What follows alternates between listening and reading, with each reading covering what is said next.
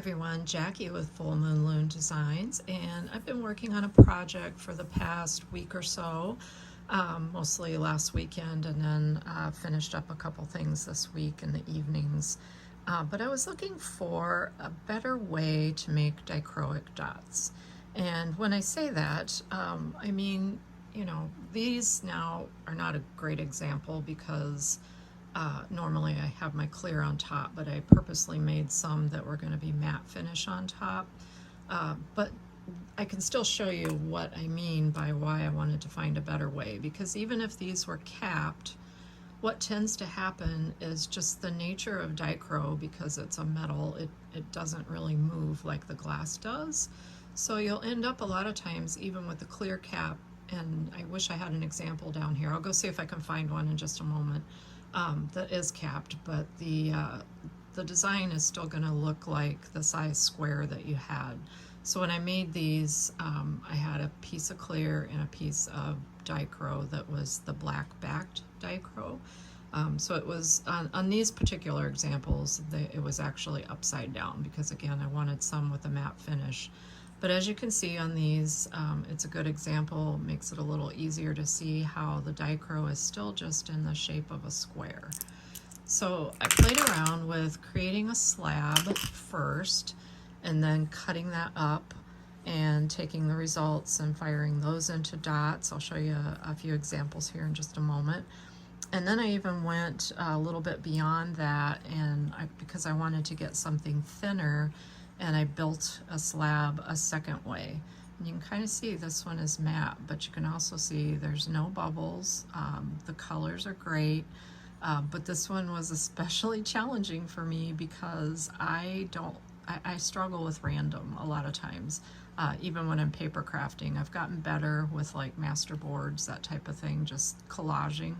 And it's relaxing, but my brain just wants to line things up. So putting just random pieces down is always a little challenge. This one even more so, because what I did was I cut up some pieces into piles upside down and then built my slab. And you'll see all that throughout this video. But I wanted to show you what the finished pieces look like from these various slabs. These were out of the first one because I cut them a little too large. I ended up cutting my slab on the tile saw into pieces, and these will be great for pendants or other things. They weren't quite the size that I needed for some like hair findings, so I've set them aside, and then I tried some that were the thinner. I think this is one of them, and it balled up nicely, the 1/2 inch size. What I wanted was, and I'll have all the links in the notes and description for this video if you're interested in any of the findings that I have.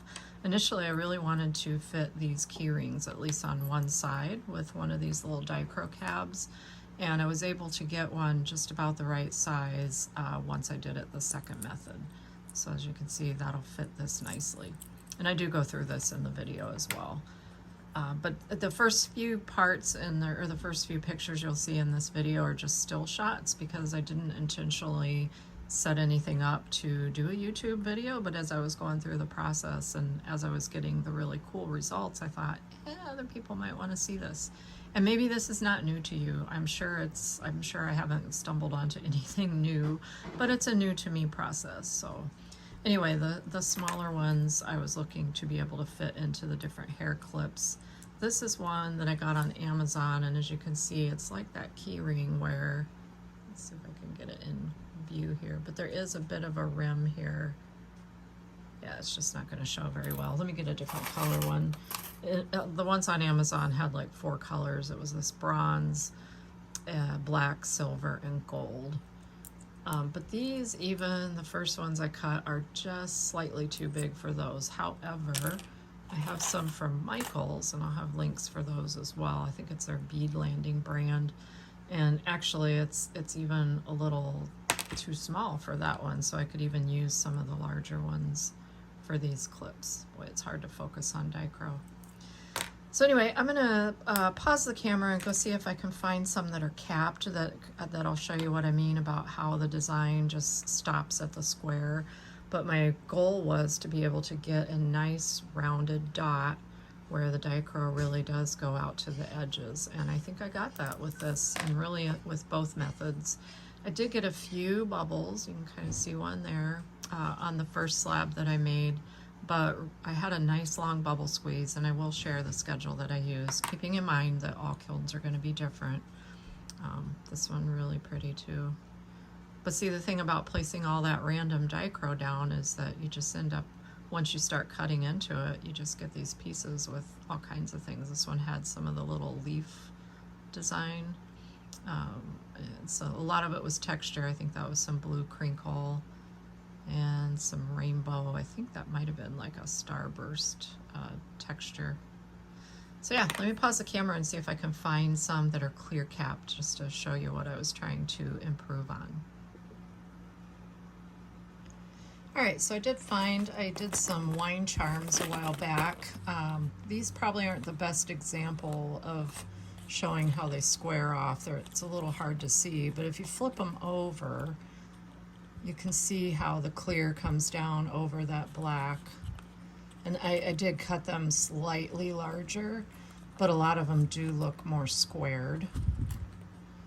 And I just really wanted to get a good Dichro edge-to-edge type of look. So again, I like this new process. I'm going to share with you a couple ways that I did it.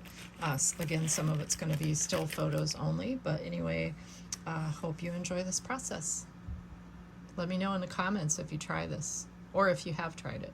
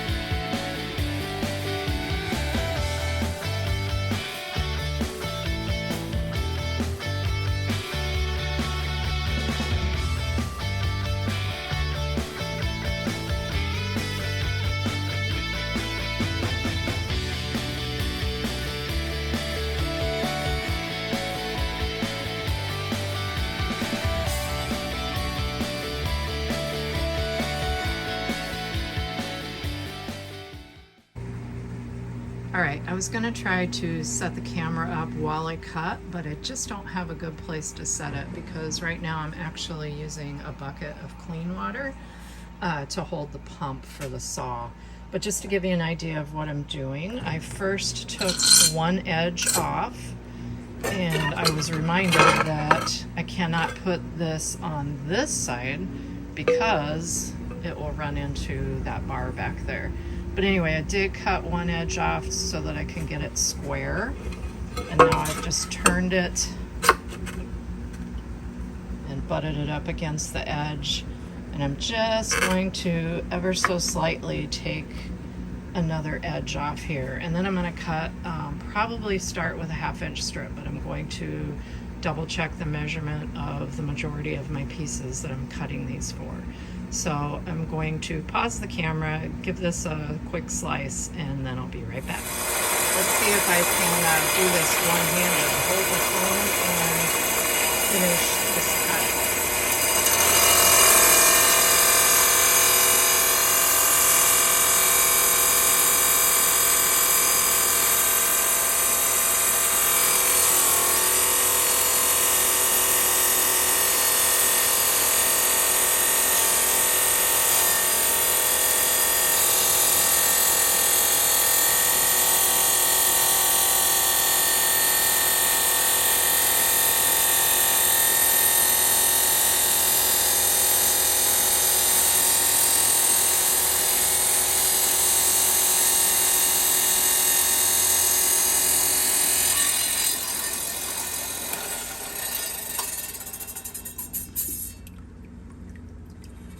And the reason I've got the bucket of water is because, as you can see, I really need to clean out the saw bed. I did vacuum it out with a wet vac, and there's still a lot of stuff in here because I didn't clean it well after I used it last time.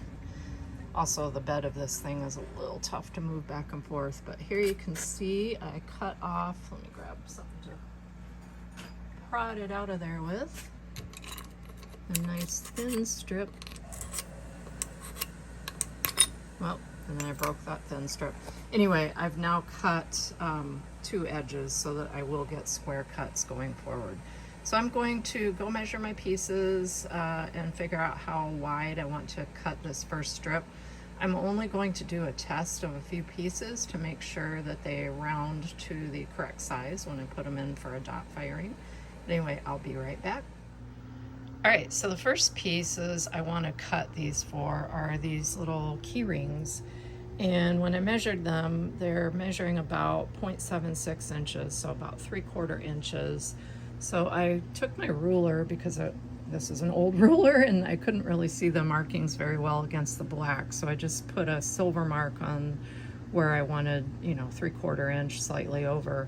But then I actually made my mark on the glass just slightly on the other side of that. And the reason being is when you're using a saw, or really any glass cutter, but especially like a table saw, or what do you call it?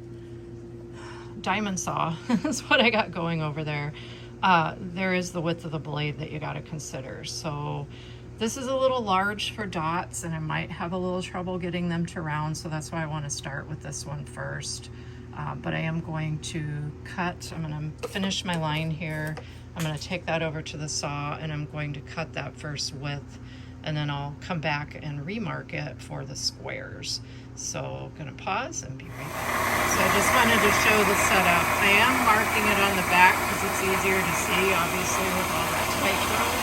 I did get my line a little skewed, so I want that more inside line there is where I'm cutting.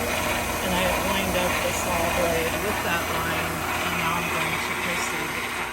Okay, I've made my first real cut, and I did notice that lined up along the line, it actually shows that I'm on about the 1 inch line, or maybe that is 3/4. No, I think that's supposed to be 1. But I'm shooting more for a little over 3/4 inches, between 3/4 and 1. So this could be slightly off, but that gives me a reference point. So I don't need to mark each one now. I can just slide the glass over to that same point and continue to cut. But let's go take a look at how this strip looks over at the table. Okay, I would say rookie mistake, but I'm really not too new at this. I should have paid closer attention. Do you see my mistake? I marked it at 3/4 and I kept thinking, gosh, this sure looks like more like 1 inch. And it's measuring slightly more than 1 inch. The reason why is the 0 is not at the edge of the ruler. So if you're using a ruler, check that out. So I do have pieces cut now that are about 1 inch wide. Is it the end of the world? No. I think I can use these for some of the smaller things that are going to be closer to 1 inch. So I am going to use those markings on my saw.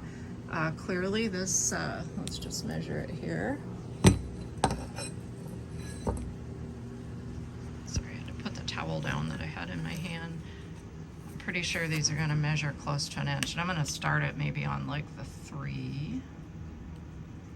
Yeah, they're about 1 inch and 1/8. So I really wanted about 3/4 of 1 inch and maybe 1/8, just to allow for the saw blade and also for them to round up. So I'm going to set this strip aside. I'll use it, or I'll just cut it in half and use it for the 1/2 inch pieces. But I am going to take another pass on the saw. I'm going to put it 1 mark less, which should be 3/4 of 1 inch. And since this is slightly over 1 inch, I think that should be slightly over 3/4. So let me go try that and we'll see how that one looks. Okay, you can see this one definitely a little bit more narrow. It's measuring in about 0.88 inches. Might still be a little bit large for these, but that's why I'm only going to fuse a few pieces, maybe 5 or 6, just to test once I get them cut. But what I'm going to do now is just take this strip, and I don't even need to flip it over. And actually, I don't even need to flip it over on the rest of the cuts now that I know where to line it up. But I will be cutting it at the same width that I did along this long edge.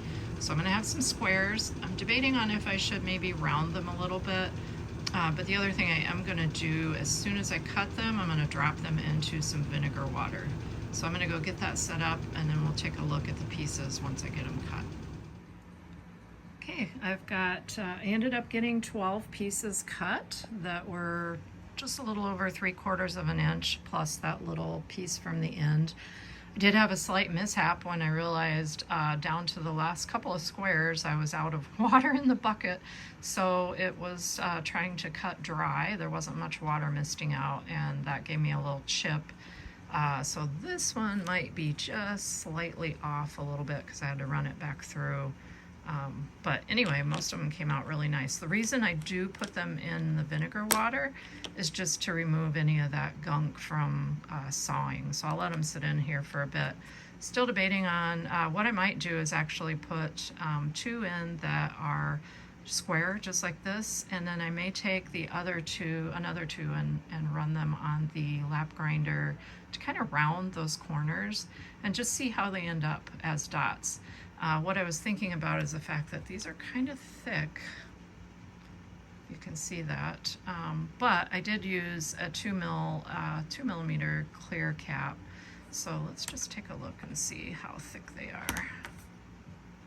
Of course, I got to switch to millimeters because we usually go by millimeters for thickness. Let me just switch that over. Let's pick this up. Hard to do when I'm looking through the phone. Okay, just about 0.3. It doesn't seem right. We're still on inches here. I am. Let's try it again. Let's close it. Oh, I hit the wrong button, that's why. Okay.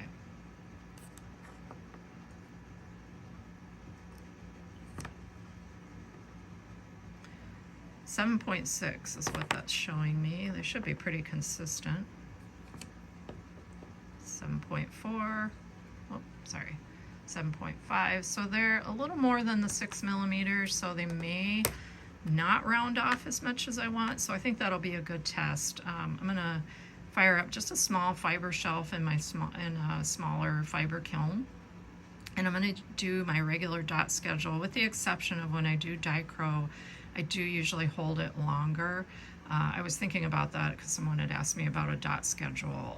So when I am doing Dichroic, I do let it go a bit longer, and I'll probably hold them between 30 and 45 minutes. Don't think it's going to hurt anything.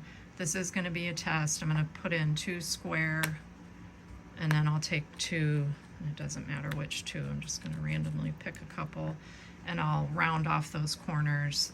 We'll throw them in the kiln, and we'll see what they look like after they're fused to a dot fuse. Here they are getting ready to go into the kiln. This is what I mean by just a small little fiber shelf. This is some of that Armstrong, I want to say it's like Ceramitex or something like that, ceiling tile.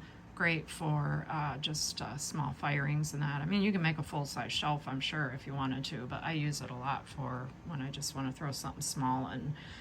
But I did realize these are probably going to be way too thick for the findings, and I probably should have made them on a 2 millimeter base glass of black. But I'm going to go ahead and fire these. Again, I've just got 2 that I rounded off the edges, not perfectly. Don't look too closely. And 2 that are just square.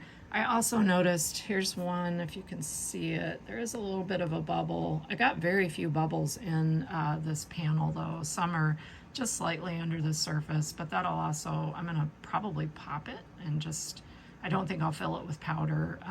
I'll just pop the bubble and see what happens when I take it to a dot firing.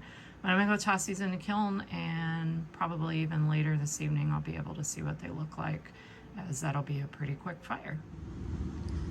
I wanted to share how this slab turned out with a little bit of close-up look. There are a few bubbles. I know I saw one in one of the pieces, but honestly, for putting clear over, I'm trying to see if I can even get them to show up on here. But even, you know, the fact that I clear capped over all of that, and most of that was textured Dichro, to me, the amount of bubbles are really minimal. There you can see a couple. And if you wanted, you know, if you were just going to do like me and cut something like this up into pieces, you can always cut around those bubbles too. Or you can try, I think one of them that I put in the kiln did have a bubble in it, so we'll see what it looks like. I'm not seeing a bubble as it's cooling down.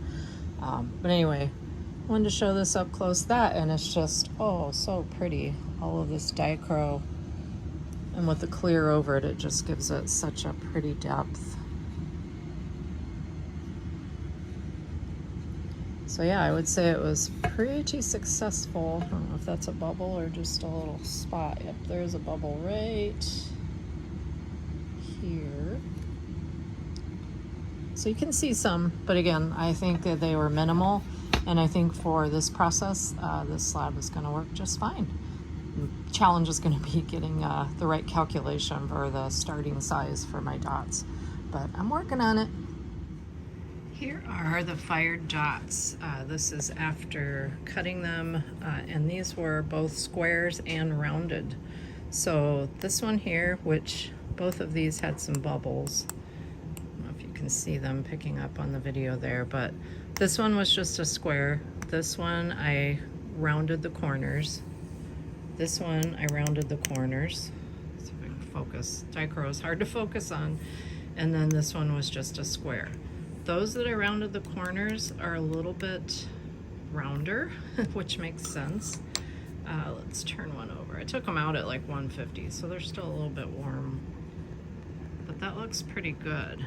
Problem is they're too big for what I made them for, but they'll still get used in other ways. So this is side by side. Again, this one, they were just opposites, so these two were squares only. These two, I had rounded the edges. They are nice and round. I do like that. Let's see if I can get a good image here. They don't seem to stop short of the rounded edge. Like when you stack them, you'll see a lot of times, I've done some, and sometimes it's not as noticeable, but sometimes you'll see where the dichro seems to stop where the square was, because dichro doesn't really move. So that's why I really thought it might work to create the slab first, cut it up, and then fuse it. And it looks like it does. Just need to do a little math this week and figure out what size I need to make them. Because this one here, let me go grab my calipers. I'll be right back. All right, I grabbed the foam mount and the calipers. So let's see what the size is on this one. If I can get it in there just right. Just slightly over an inch, 1.05.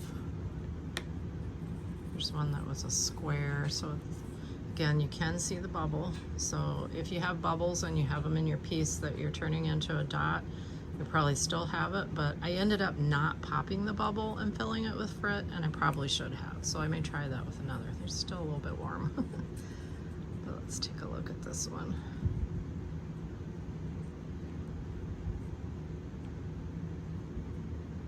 Seems to be more the narrower side. Let me go this way because it looks a little oblong. Yeah. Oops. 1.14. So either way, these are running a little over an inch. This guy, by using the inside tips, it looks like they should be just under 3/4 of an inch. So I probably want to shoot more for a 1/2 inch dot or 1/2 inch square and see if that rounds out to be enough. I am going to do a little bit of calculations to figure out, you know, how these spread. I suppose we should look at the thickness too. Before they were around, what I say, 7.8, 7.4. Oh, and of course I got to switch back to millimeters. 6.9, so they may have lost 7. So they lost maybe a 1/2 or so of a millimeter by flattening. But I think they all turned out really nice. It wasn't that difficult to take the 4 corners off, and I probably didn't even need to use the lap grinder. I just didn't have a grinder bit on the my regular grinder. So I need to put a bit on there, and then I can use that one. But just rounding the edges seems to help.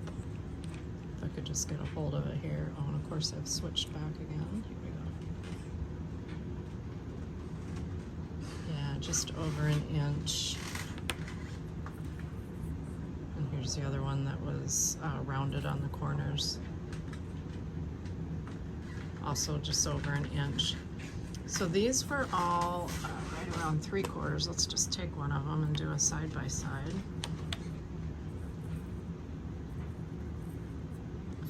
And maybe a stack on to see. I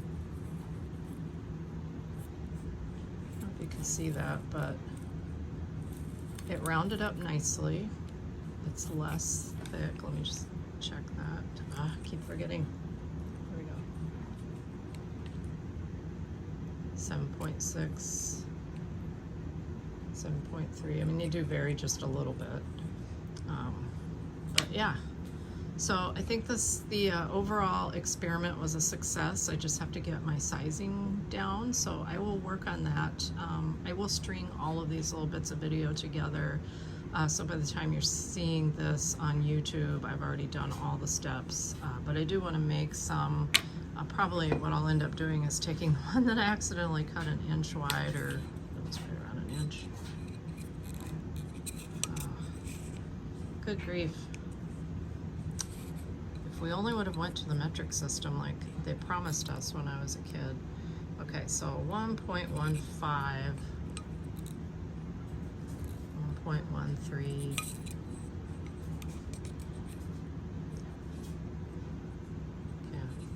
It's a little alarming. Okay, 1.12. Let's hold them straight. 1.12. Well, I'm not showing it in frame, but once I straightened them out, it was all measuring like 1.12. So what I'll probably do is just literally mark this right down the center and cut it in half, and then take that size and fire them up. Problem is my kiln threw an error, and I go back to work tomorrow for my 3-day week, and I don't have time to work on the relays, but I do have replacement relays on hand. I've learned to keep a couple ahead so that when your kiln breaks down, you can fix it without having to wait. So anyway, I'll check that out before I try another firing test, but in general, I really do like the way that these look. It's very hard to get it up close and keep it focused. I think they turned out really nice, aside from the bubbles. And again, a piece with a bubble in it. I don't know if there's any in this cut here. Maybe a tiny little one about there, but none of them that are actually like the divot bubbles like were on those. Oh, yep, there's a tiny bubble right here. So, you know, when I'm cutting this, I can always just make sure I'm getting around those as well. Oh, yep, I can see one there too. Very hard to get it in the right light. Like the starter one there, but it actually feels smooth. So yeah, like right in this area, it looks like I got a couple. Could have just been a difference in thicknesses of pieces, because some of these were just smooth dichro, others were textured. A lot of it, most of it was textured. So there's a little bit of variation there, and you can kind of see right where I was showing those bubbles on the top surface. You can see them right there on the side. Hopefully that's in focus. There you go. So they could be popped, filled with powder or frit, or cut around. I don't know, I'll figure it out, but I think I'll have a lot of really pretty pieces that I can get from this, and I do like just the randomness. I always have a hard time with random. You might have seen me post that I struggle with random sometimes, but in the end, and how these turned out with just different colors and patterns, I think it's really cool. I forgot to give this smaller dot a little shout out, and I noticed that it's just about the right size for these hairpins. So that might be a use there. That was the little strip off of the end, so it was the same 3/4 inch wide, or slightly over 3/4 inches. I think I was measuring them in about 0.88 piece that was cut more or less in half, and then I took one half over that had a little excess on it to grind it, and that's the one I lost. It went flying. But yeah, this looks like a good size for these, and this one really rounded up nice. I didn't really do anything but just cut one of the little rectangles in half, so it made a nice beautiful Dichroic dot. Trying to get the glimmer of it. But yeah, I think I'm liking the method of fusing it first instead of stacking and doing the dots all at once when it's Dichroic. So more to come.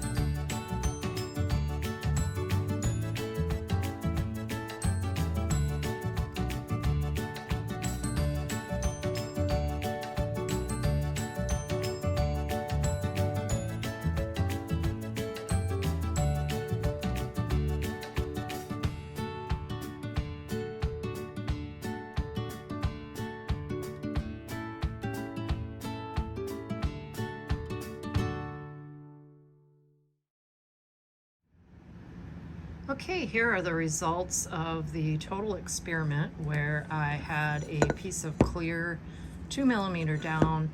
I put random pieces of Dichroic that are backed with black, hard to say that, and put them down. Added a little bit of my glue, which is just cheap hairspray in a needle tip bottle. And then after I had them all down and just had a few little gaps here and there, I took a piece of silver Dichroic that I rarely use, cut that up, put that face down kind of over the gaps, and then I just covered it all in black frit. It's a little bit dirty here. I haven't cleaned it up too well yet. Kind of interesting how the back looks. This is the top side as it was fired, and this is the bottom side. And I think it turned out wonderful. It still has some depth to it. It actually looks a little pillowy from where it did kind of sink down in there. But what I'm gonna do next is I'm going to cut a strip off the edge. I'll probably clean it up like I did on the bigger slab, just so I have a squareness to refer to as I cut. And then I'm just gonna cut enough to make a few little dots and see how they end up once they are fused. I did measure the thickness. It's definitely thinner than doing it the other way where I had these pieces. These were coming out closer to 8mm. This is coming in right around 5.9 to 6mm. So we'll see what they look like after they round up and fuse into dots, but that will be the next step, and I'll share them once they come out of the kiln. I thought I'd share what they look like going into the kiln. On those that are closer to 3/4 inch, I did round the edges because I seemed to have better luck with those when I did the bigger pieces last time.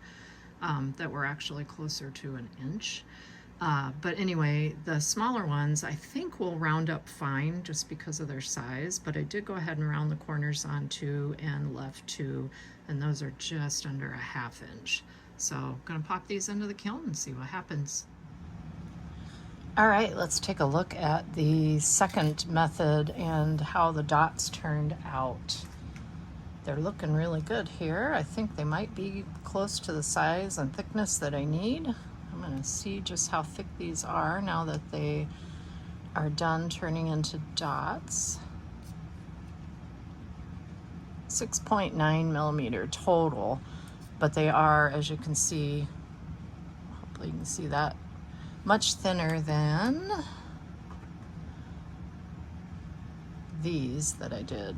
And this one was, well, they were kind of between 3/4 and 1 inch, but they ended up fusing to be, let's see, right at about 1 inch round. So they're too large for what I wanted, but they would make lovely pendants or other projects. I probably have other findings that they would fit well with, but it looks like these might just be the right size, let's hope, for these little key rings.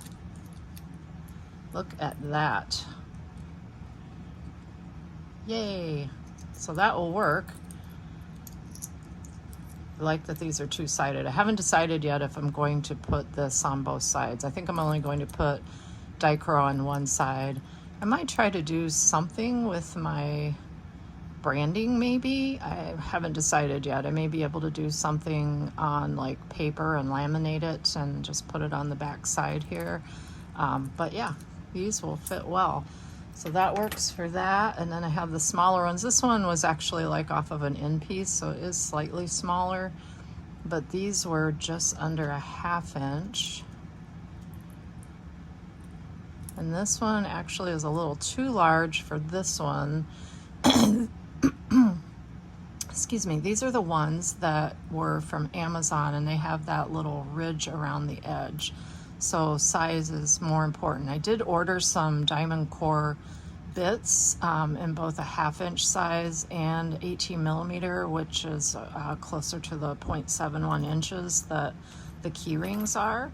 So that's another way I may try to create some dots, just drilling out of the slabs. But this should work well. And it's actually even a little bit too small for the ones that I got at Michael's. And of course, this one is probably going to be a little bit large. Well, not really. Actually, that works pretty well. So this size will work well for these clips as well as the key rings. So overall, I think I had great success. I do like how this slab came out thinner. It came out without any bubbles on top. And I'm excited to try more projects doing it this way. Anyway, I thought I would share the final results there. I'm not going to worry about gluing them on and showing you those because obviously you can tell what's going to happen next. I'll just use some of the Gorilla, what is it? The construction adhesive clear. Jameson always uses that one, and I started using it and I really like that. So that'll make great key rings and hair clips. And actually I have the little hair pins that maybe these 1/2 inch ones would work well with. Oh yeah, that should work well on that. Let's see how big they are. Just perfect. And they're not going to be super heavy either. So anyway, wanted to share. Glad you followed me through this process. I love playing with Dichro. I'm sure a lot of you do too.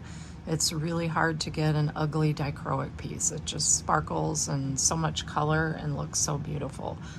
So anyway, as always, thanks for watching, and I hope you have a wonderful day, wonderful weekend, or whatever day you're watching this, and good luck with your projects.